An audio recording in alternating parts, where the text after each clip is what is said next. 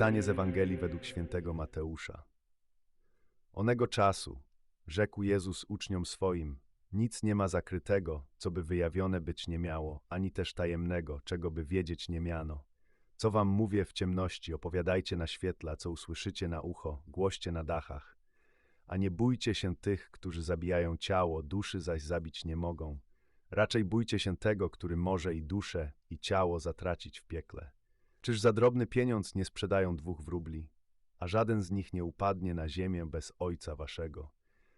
A nawet włosy wasze na głowie są wszystkie policzone.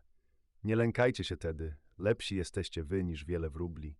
Każdego tedy, który mnie wyzna przed ludźmi, wyznam i ja przed Ojcem moim, który jest w niebiesiech.